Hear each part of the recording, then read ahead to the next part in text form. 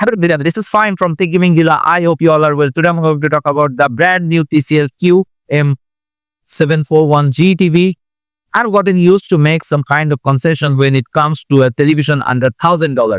Be it a weird stand combining the ER port with one of 220 Hz options, bad sound, a dirty panel, poor brightness, or weak HDR support, there has always been something that makes me say, that's why it's only $700.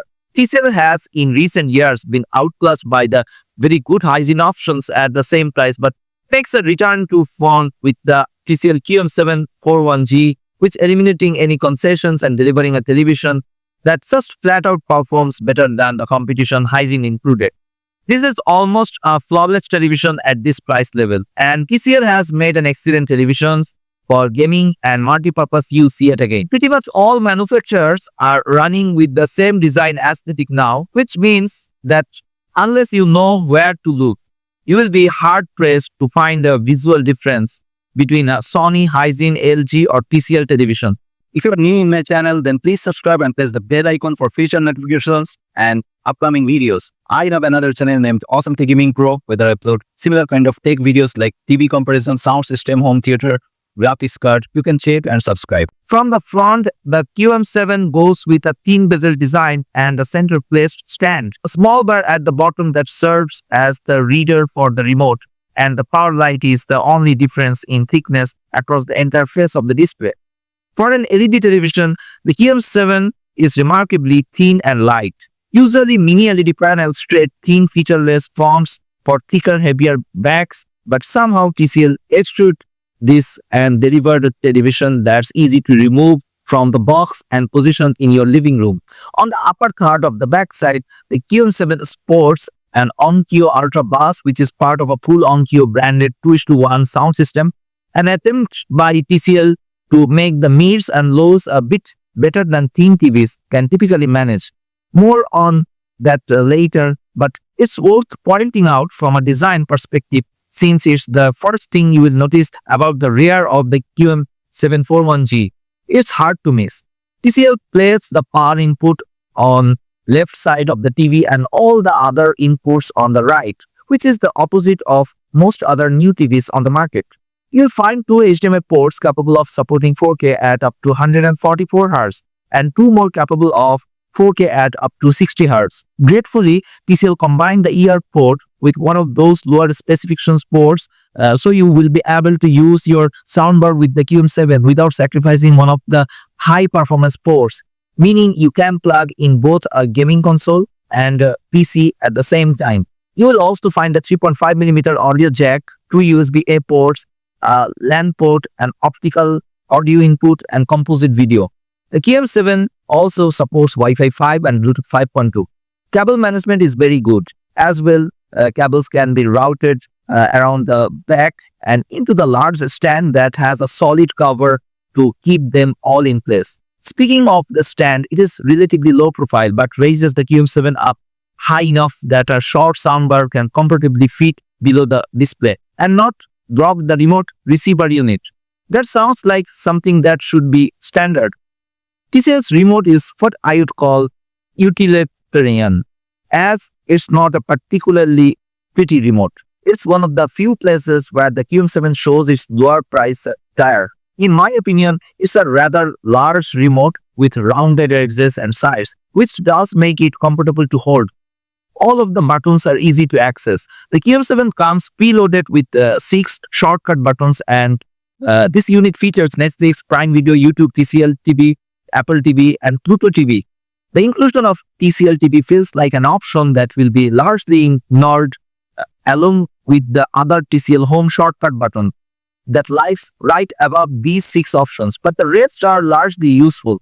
You can't reprogram this, but TCL does give you a shortcut button that you can customize. The only confusing thing about this remote is how many buttons there are that appear, at least at first glance, to do the same thing.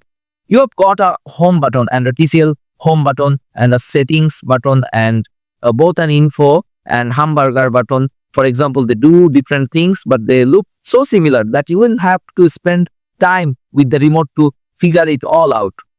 TCL, like Hisense and Sony, uses a slightly modified version of Google TV as the operating system of this television. TCL leaves it largely unchanged except for the addition of the TCL Home tab at the top, but you can ignore it rather easily. While the QM7's price may put it in the mid-tier or even budget segments, TCL didn't skimp on the processing power as button presses feel very snappy and responsive. Side by side with the Hisense U7, for example, the QM7 feels noticeably faster. Google TV also typically grants access to a ton of picture options, while what TCL has isn't as robust as what Sony offers in the Bravia 7. It's on par with what Hisense offers, and there's going to be plenty for most users. You get a few different picture settings depending on what app you are in, but expect to find sports, movie, action, vivid, gaming, and HDR. Most settings outside of IMAX Enhanced offer the ability to customize further in advanced settings with access to color, clarity, brightness, and more. I had no problem getting the QM7 into a good place for my particular setup and especially enjoyed the wide variety of HDR options. The TCL QM7 has support for Dolby Vision, HD10, HD10 Plus, and hybrid log gamma, and also has a built-in system for IMAX Enhanced, which is a certified at home format for content that IMAX says meets the highest certification standards in calibration, resolution, color, brightness, and contrast. It doesn't stop there though.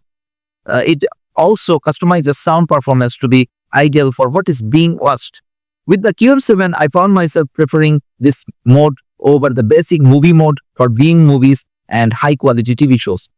Let's talk about the picture quality. While it's not the brightest television in the mini LED space, the QM741G does very well with a peak brightness around 1500 nits. That's super bright and it's more than enough to overcome the glare front panel in most situations. Although if you are watching dark content, that glare will rear its head pretty quickly. That said, I think the QM7 is a good pick for most living room scenes due to its excellent brightness. It has enough juice to overpower even bright windows directly across from the screen. The QM7 performs very well in color tests, especially in this price tier. It measured pretty well, hitting 99.7% of the sRGB, 92.6% of Adobe RGB, and 91.8% of the DCI-PG color gammers with an average delta E of 0.55. That is excellent performance for any television, and that's made even more impressive given the low cost of the QM741G TV. The panel tends to favor blue in exchange for greens and reds, but it's light and doesn't contribute to anything noticeable while being content regularly. You can also tone any visible blue down by adjusting the warmth in advanced settings, and if you are feeling industrious, adjust those color balances individually. I don't think that most people will need to, though, as the color looks very good to the naked eye. Panel uniformity could be better, but is pretty much hitting par for televisions in this category. The right bottom and top corners saw tolerances fall below nominal, but the important parts of the screen, the middle, are very good. As is often the case with the LED televisions, the TCL QM741G has problems with haloing around bright objects set against a dark background, but how bad it is depends on where you are sitting. If you are positioned directly in front of the TV, you might not notice the halo effect at all. It is certainly there, but TCL did a good job suppressing it from the ideal viewing angle.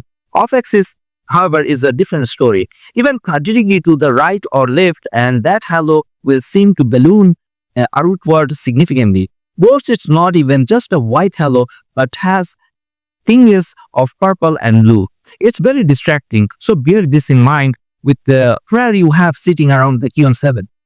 Let's talk about the gaming performance. The QM7 is an excellent gaming television. While it's not going to beat an OLED for rich shadows, bright highlights, and robust colors, it's one of the most recent gaming experiences I've tested on an LED display. On budget displays, I often find that while they are packed with dimming zones, as the QM7 is, they don't adjust rapidly enough at 60 Hz or 120 Hz, and bright or dark spots take a second to adjust exposure as you look around an environment. That doesn't happen on this display, and even in high-paced gameplay like in Apex Legends or Cyberpunk 2077, I never felt like the display was holding me back.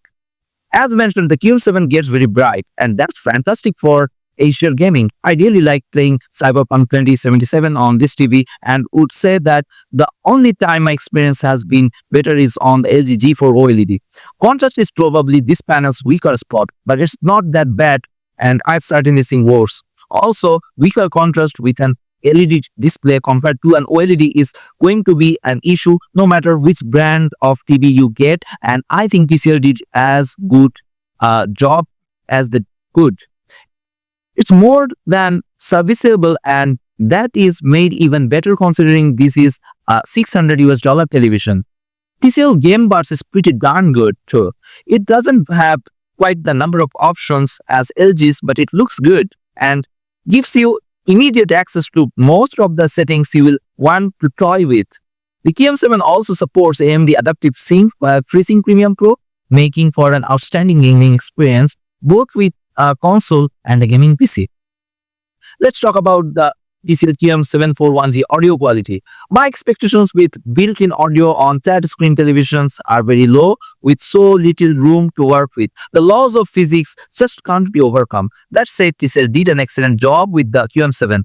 The aforementioned subwoofer doesn't actually do much for the lows, but mids are a lot stronger than I was expecting, and mixed with pretty good highs, the overall sound quality provides more detail and depth than is typical of a television like this, and especially one at this price. The QM7 can also get surprisingly loud. The quality starts to waver as you push it hard, but you shouldn't have a problem hearing this TV even if your living room is huge. I'll just stop short of saying you don't need a soundbar, as the QM7 will still struggle with lows and true bass, but it's perfectly serviceable for sports and broadcast TV. For movies like Dune or television like House of the Dragon, though, you will want to get a proper sound system or soundbar to truly enjoy the sound. Now, I want to talk about the competition with other TVs. TCL QM7 initially competed in between the Ryzen U8 and Ryzen U7, but some price cards across both brands have the QM7 now priced identically to the U7 and just $200 below the U8. As I mentioned, that all of these televisions are being for your attention and are within a few $100s for each other, and they all perform quite well. It's hard to go wrong, but I'm leaning more toward the TCL QM7 now than before, given its better overall performance, especially considering how snappy the UI is comparatively. So the TCL QM7 is an excellent mid-tier television that's flirting with entry-level pricing. It's going to be hard to find a television that offers this level of performance on both the hardware and software side for less, and the two 4K 120Hz ports are a big draw for any gamer. Outside of weaker off-axis being, the QM7 edges out of the competition, ushering TCL in as the value king for the first time in years. So what's your thought about this Ryzen QM7 TV? Please write in the comments below. That's it from now.